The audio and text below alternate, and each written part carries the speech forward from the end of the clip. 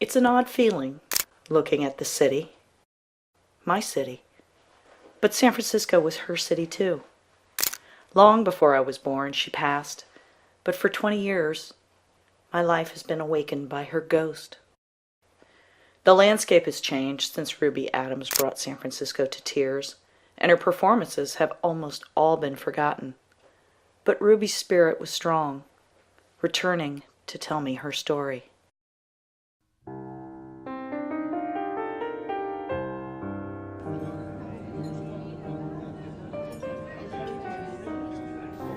The first time Ruby Adams' spirit visited me, I was at the Cirque Room, a bar located on the lobby level of the Fairmont Hotel.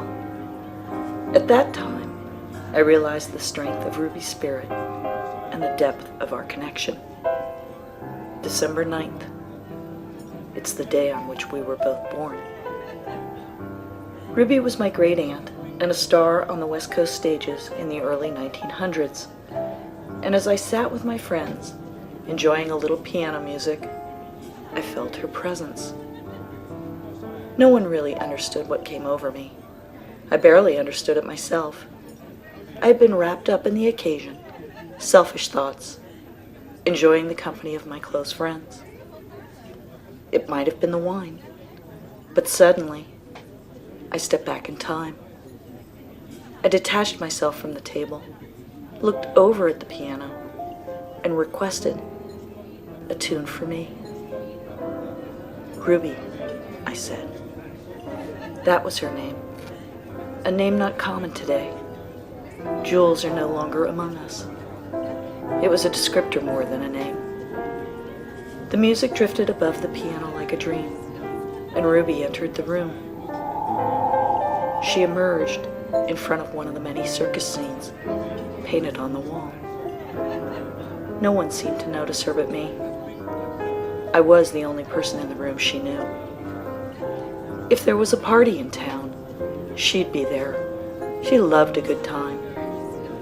That night, December 9th, she found the party.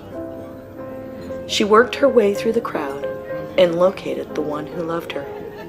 She held out her hand and beckoned me to join her.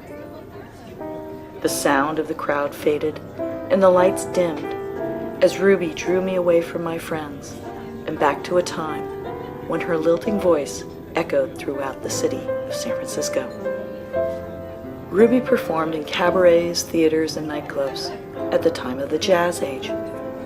Her looks and personality elevated her above the rest. So she took what life gave her, a beautiful face, a great figure, and the ability to dance and sing, and climbed to become one of the local favorites of that era. The song ended. I glanced back at the young piano player. He was sitting smiling at the keys of his piano. "Thank you," I said. He looked up at me and said, "No, thank you." So Ruby was there for him too. She always fancied musicians. I should have known that she would have introduced herself to him. It's Ruby Adams' spirit that hovers over San Francisco and occasionally visits me.